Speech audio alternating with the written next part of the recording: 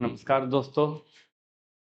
तो आज हम आपके लिए एक नया सेशन लेकर के आए हुए हैं, नए कंसेप्ट के साथ।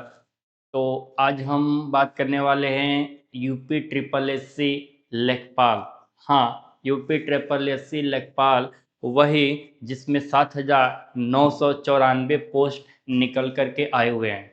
एक 7,994 पोस्ट बहुत ही बड़ा पोस्ट माना जाएगा उनके लिए जो एक लंबे समय से इंतजार कर रहे थे, जिन्होंने पेट का एग्जाम दिया था और पेट का एग्जाम देने के बाद बेसब्री से इंतजार किए जा रहे थे कि भाई लेखपाल का पेपर कब आएगा, कब हम फॉर्म भरेंगे और पेपर देंगे, पास होंगे, ज्वाइन करेंगे। यह नया साल हमारे लिए कुछ नया उपहार लेके आने वाला है।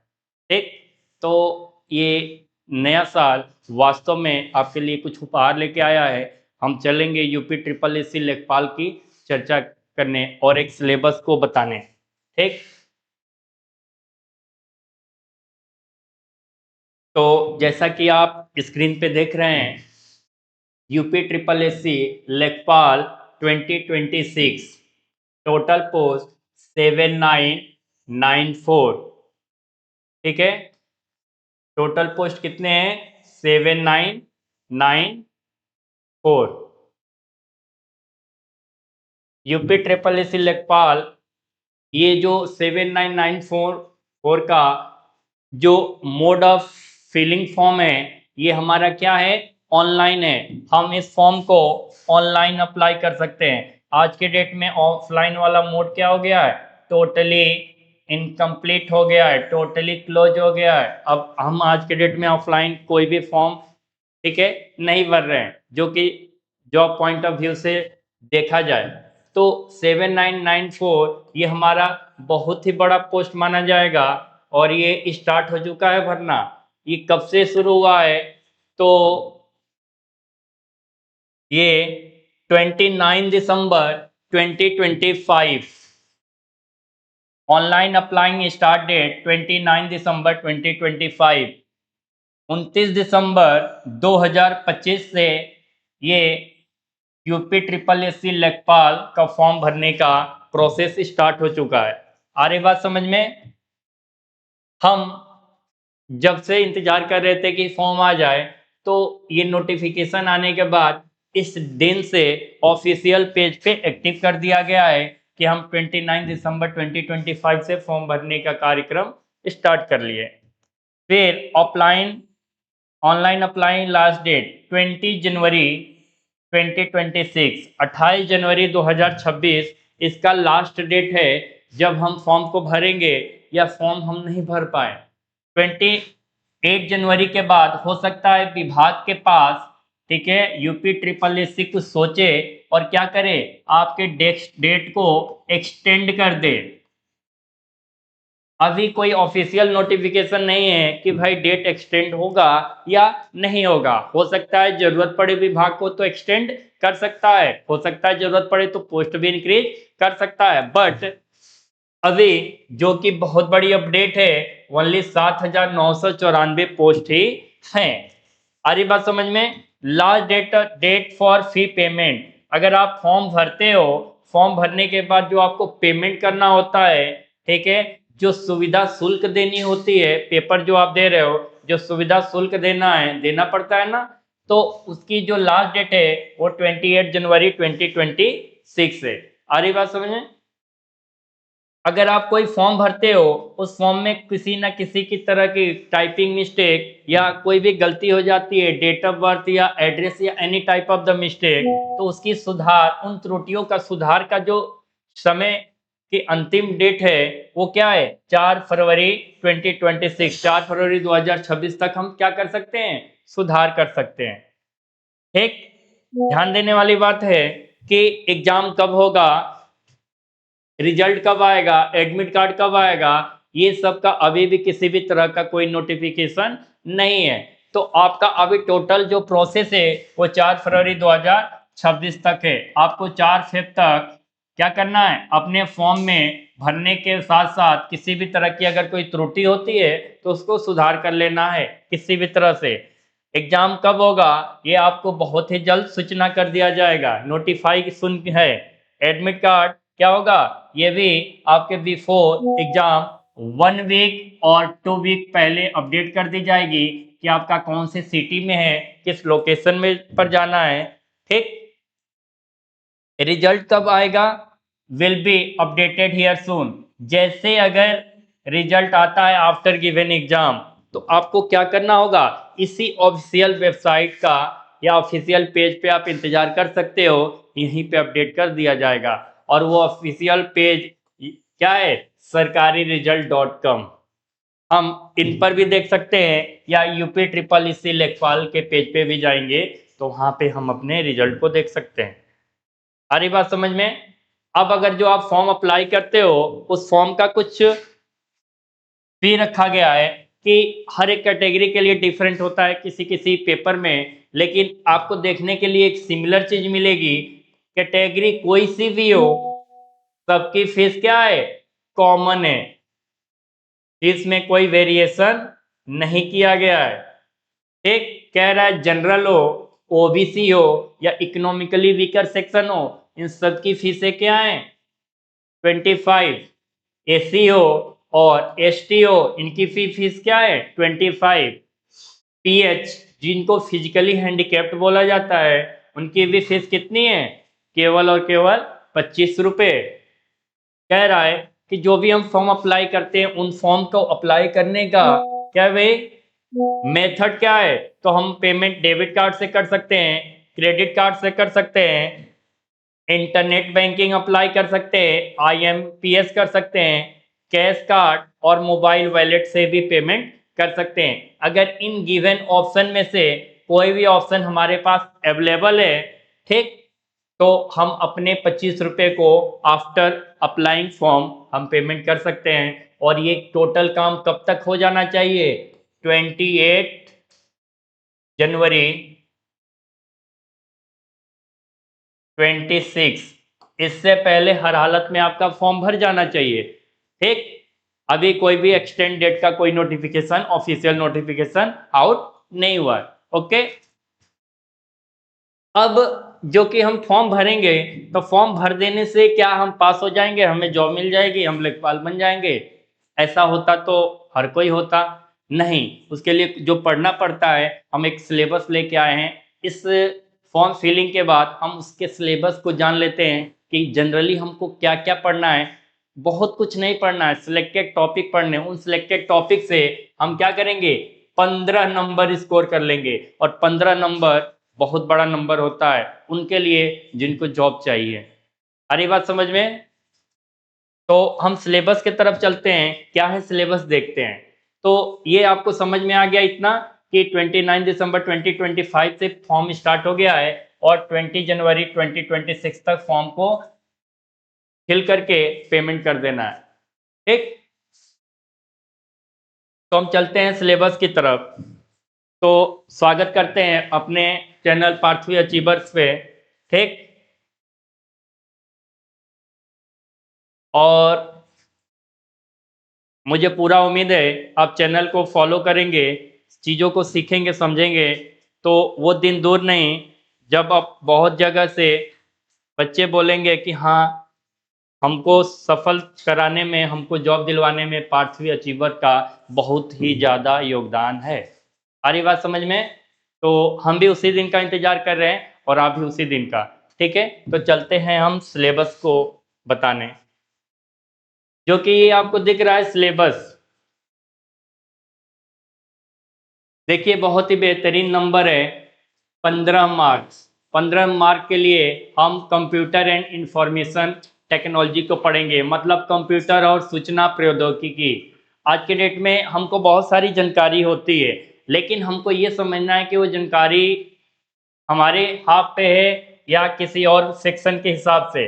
तो देखिए फर्स्ट चैप्टर जो हम पढ़ने वाले हैं उसका नाम है computer and information technology, computer और सूचना प्रौद्योगिकी। ठीक है, तो ये आप बहुत तरह से जानते होंगे, लेकिन जब आप पढ़ेंगे, हमसे पढ़ेंगे, तो आपको जरूर कुछ नया ट्रिक, नया कंसेप्ट मिलेगा। तो धैर्य रखिए और समझने का प्रयास करिए। तो जब हम आपको पढ़ाएंगे first chapter computer and information technology, तो आपको बहुत ही बेहतरीन तरीके से समझ में आने वाला है। दूसरा चैप्टर है हार्डवेयर, कि भाई कौन कौन सी डिवाइस ऐसी होती है जिनको हार्डवेयर कहते हैं। तो सामान्य तौर पे कहा जाता है टच एंड सी, जिसको छू सकते हैं, देख सकते हैं, वो हार्डवेयर डिवाइस है। सेम है सॉफ्टवेयर डिवाइस कौन है, जिसको हम ना देख सकते हैं ना छू सकते हैं, वो सॉफ्टवेयर है। ठीक, नेक्स्ट चैप्टर है हमारा, ठीक, नेक्स्ट है हमारा ऑपरेटिंग सिस्टम। ऑपरेटिंग सिस्टम हर एक सिस्टम का ये एक लाइक दैट ब्रेन होता है, ठीक है, जो क्या करता है, सिस्टम को हर तरह से कंट्रोल करने का काम करता है। अगर किसी सिस्टम में सेटअप ना पड़ा हो, ऑपरेटिंग सिस्टम ही ना पड़ा हो, वर्किंग माइंड ही ना पड़ा हो, तो वो काम नहीं कर पाएगा। तो ऑपरेटिंग सिस्टम बहुत ही ज़्यादा कंपलसरी होता है किसी भी सिस्टम को कार्य करवाने के लिए। और ये फर्स्ट सिस्टम में इंस्टॉलेशन होती है। कोई भी सिस्टम जो हमारा बना होता है, ठीक, जो कि हम रैम और रोम नाम जानते हैं, तो जो भी सिस्टम बनाता है ना, वो फर्स्ट ऑफ ऑल क्या डाल देता है, सिस्टम में रोम डाल देता है। रैम तो डालता ही डालता है, बट रोम इसलिए डाल देता है कि वो रीड ओनली मेमोरी होती है, उसमें आप किसी भी तरह का कोई बदलाव नहीं कर पाते हो। कितना भी टेक्निकल हो या कितना भी हार्डवेयर सॉफ्टवेयर ऑपरेट करना चाहते हो, उनके टोटल सेटअप जो भी बायोस पड़ी हुई हैं, वो सब चीजें क्या डाल देंगे, रोम में, और रोम में वो चीजें बदलाव नहीं की जाती है। जैसा कि आप जानते ही हो, इसका काम होता है रीड ओनली मेमोरी। मेमोरी को केवल रीड करने का काम देगा और राइट करने के लिए नहीं देगा। फिर नेक्स्ट चैप्टर है हमारा स्प्रेडशीट। स्प्रेडशीट वही स्प्रेडशीट जिनमें हम क्या काम करते हैं, किसी भी तरह से रो बनाने का काम करते हैं, कॉलम बनाने का काम करते हैं, और रो और कॉलम को मर्ज करके हम क्या करते हैं, टेबल का भी फॉर्मेशन करते हैं। आ रही बात समझ में? तो स्प्रेडशीट भी बहुत तरीके से यूज किया जाता है आज के डेट में, कॉलेज में, ऑफिस में, हर जगह डेटा को बनाने के लिए, ठीक है, स्प्रेडशीट का यूज किया जाता है। ईमेल, नेक्स्ट हमारा टॉपिक है, क्या है, ईमेल। ईमेल का फुल फॉर्म होता है इलेक्ट्रॉनिक मेल। इलेक्ट्रॉनिक मेल मतलब एक डिजिटल प्लेटफॉर्म पे आपका एक डिजिटल एड्रेस। जब आप कोई भी डिवाइस को ओपन करते हो फर्स्ट टाइम, तो आपको उस डिवाइस के साथ कनेक्ट होने के लिए एक एड्रेस चाहिए होता है। विदाउट एड्रेस आप उस डिवाइस के साथ कनेक्ट नहीं हो सकते हो सकता है कभी कभी डिवाइस आपको permission they they, you can log in with guest, आप गेस्ट बन के रह सकते हो, बट उस गेस्ट को बहुत लंबे समय तक नहीं रखा जाता है। अरे बात समझ में? तो ईमेल में जैसे कि टू होता है, सीसी होता है, बीसीसी होता है, बहुत तरह की फंक्शन दी गई रहती है। उन सब चीजों को हम डिटेल में पढ़ने वाले हैं। आ रही बात समझ में? फिर हमारा नेक्स्ट चैप्टर रहेगा digital financial tool and application. Digital वित्तीय उपकरण एवं अनुप्रयोग।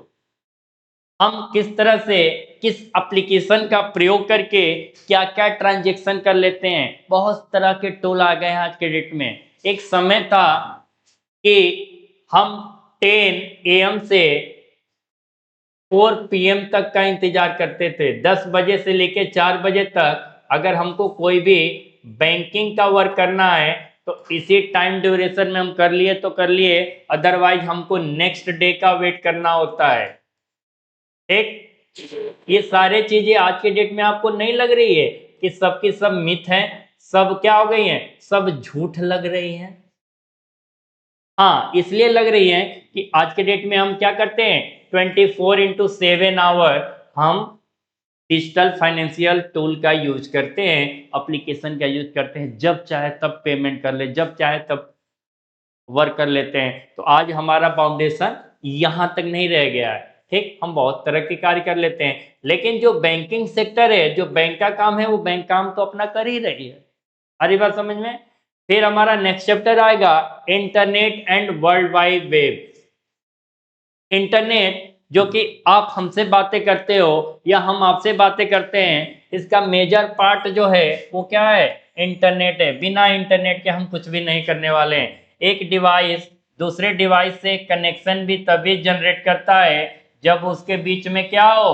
एक इंटरनेट का ट्रांसमिशन हो रहा हो। इंटरनेट के ट्रांसमिशन में भी हम टोपोलॉजी पढ़ेंगे, बहुत तरह की ओएसआई लेयर पढ़ेंगे, ठीक है। फिर वर्ल्ड वाइड वेब कि हम इनके थ्रू वेब पेज पे, वेबसाइट्स पे कैसे कनेक्ट होते हैं, बहुत सारी चीजें आएंगी, ठीक। तो ये हमारे सिलेबस में है। फिर हमारा नेक्स्ट चैप्टर रहने वाला है future skill and overview of cyber security, भविष्य के कौशल एवं साइबर सुरक्षा का परिचय। देखिए, आज की डेट में हर कोई, किसी के पास कुछ ना कुछ स्किल है, कुछ ना कुछ स्किलनेस ऐसी है जो उसको क्या कर रही है? यूनिक बता रही है कि भाई आपके पास ये स्किल है, दिस मीन्स कि आप क्या हो? यूनिक हो। और वही यूनिकनेस उसकी क्या कर रही है? उसके फ्यूचर को ग्रो कराएगी, आगे ले जाएगी। लेकिन उन्हीं के साथ साथ हम जब टेक्नोलॉजी के साथ अपने स्कूल को बिल्डअप करते हैं तो हमारे पास एक नया टर्म क्रिएट होके आता है, that is the cyber security, ठीक। मतलब आज के समय में देख लीजिए तो क्या छोटा बच्चा, क्या बड़ा, हर किसी को एक डिवाइस, सेलफोन कितने अच्छे से ऑपरेट करने आती है। एक समय था कि सेलफोन के बारे में कोई सोच भी नहीं सकता था, और एक समय है कि बच्चों का ये काम हो गया मोबाइल चलाना, ठीक। तो अब जो कि हमारे हर एक तरह के रिकॉर्ड रहते हैं इन मोबाइल, और वो मोबाइल जो कि बच्चों के हाथ में लग जाता है, तो साइबर सिक्योरिटी टर्म भी वहां निकल के आ जाता है। साइबर बुलिंग क्या होता है, साइबर फिजिंग क्या होता है, ठीक, साइबर सिक्योरिटी क्या होती है, इन सब के टर्म्स भी हम लेकर के आने वाले हैं, हम पढ़ेंगे इस चैप्टर के अंतर्गत। आ रही बात समझ में? फिर हमारा नेक्स्ट चैप्टर है elements of word processing, word processing के तत्व। जो कि हम वर्ड प्रोसेसिंग यूज करते हैं तो उनमें क्या क्या एलिमेंट्स आएंगे, कैसे कैसे वर्ड प्रोसेसर काम करता है, वो भी हम इस चैप्टर में पढ़ेंगे। आ रही बात समझ में? And most important, technological development and innovation in computer and information technology. Computer एवं सूचना प्रौद्योगिकी में तकनीकी विकास और नवाचार। आज के डेट में देख रहे हैं ना, कंप्यूटर में कितने तरह का आविष्कार हो रहा है। हर दिन, day by day, every day क्या हो रही है? नई नई चीजें निकल के आ रही है। हर दिन कुछ ना कुछ आविष्कार हो रहा है। ऐसा हम सोच ही नहीं सकते हैं कि टेक्नोलॉजी में हम पुरानी चीजें लेके चले और वही रहे, ठीक। जैसे कि हमारा एक पार्ट है आर्टिफिशियल इंटेलिजेंस, कृत्रिम बुद्धि। वह बुद्धि जो कि ओरिजिनल नहीं है, बनावटी है, हाइपोथेटिकल है, काल्पनिक है, कुछ भी सोच के कुछ भी क्रिएट कर सकता है। आ रही बात समझ में? Big data processing, big data processing बहुत तरह का कॉम्प्लेक्स वर्क करने के काम आता है। जटिल क्रियाओं को, जटिल कार्य को, पहले के समय में देखते थे ना आप, एक कैलकुलेटर लिया और उसमें एडिशन, सब्ट्रैक्शन, डिवीजन, मल्टीप्लिकेशन कर लिया और सारा वर्क हो गया। लेकिन वही कैलकुलेटिंग डिवाइस क्या हो गया? आज के डेट में कंप्यूटर का रूप ले चुका है। हम उससे बहुत तरह के कॉम्प्लेक्स वर्क भी करवा लेते हैं, है ना। फिर डीप लर्निंग, हम डीप लर्निंग जब करेंगे तो हम ये देख लेंगे कि भाई मशीन का कैसा एल्गोरिथम होता है, कौन सी मशीन किस एल्गोरिथम के अकॉर्डिंग, किस फ्लो चार्ट के अकॉर्डिंग, ठीक है, कैसे कैसे वर्क करती हैं। तो जब हम डीप लर्निंग का सेशन लेके आएंगे तो उसमें डिटेल के साथ इसको समझेंगे। आ रही बात समझ में? Same as machine learning, machine के कौन कौन से एल्गोरिथम में कौन कौन सी रूल है, कौन कौन सी मेथड है जिससे एक मशीन कार्य करता है। एक छोटा सा एग्जांपल दे दें, जो कि आपके घर में वॉशिंग मशीन होता है। क्या होता है भाई? वॉशिंग मशीन, ठीक। वॉशिंग मशीन आज के डेट में हर कोई यूज कर रहा है और हम इसको आर्टिफिशियल इंटेलिजेंस के कैटेगरी में नहीं रखेंगे, बट ये एक मशीन तो है ना। इस मशीन में एक ऐसी कोडिंग फिट करके दी गई रहती है कि भाई जब आप वॉशिंग मशीन को ओपन करते हो, स्टार्ट करते हो, तो बहुत तरह का वर्क वो करने के बाद क्या करते हो, उसको एक रिजल्ट कन्वर्ट करते हैं, एक आउटपुट लाती है। ठीक, तो ये टेक्नोलॉजी का ही इनोवेशन है। नहीं तो पहले के समय में जब वॉशिंग मशीन नहीं था तब भी तो काम हो रही थी, बट टेक्नोलॉजी ने क्या कर दिया, हमारे टाइम को शॉर्ट कर दिया है। हम ज्यादा समय लगने वाली चीजों में कम समय के साथ ज्यादा आउटपुट ला पाते हैं। आ रही बात समझ में।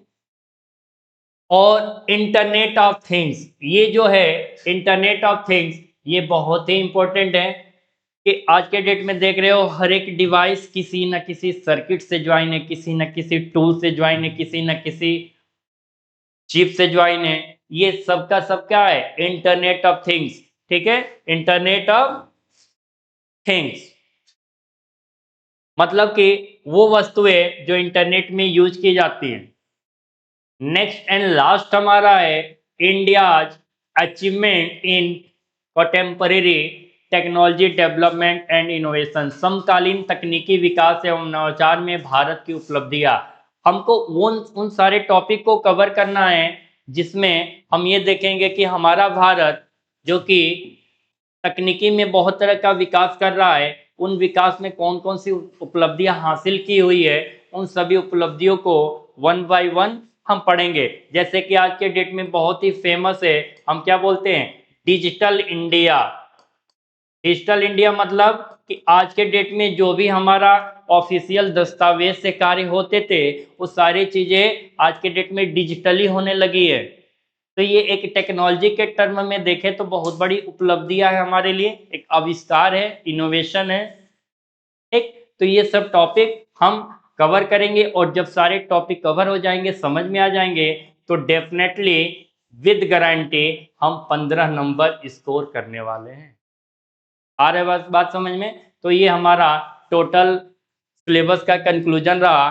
फिर हम आपके आप पास लेकर के आएंगे पहले चैप्टर को, कंप्यूटर एंड इंफॉर्मेशन टेक्नोलॉजी। तब तक के लिए समझिए और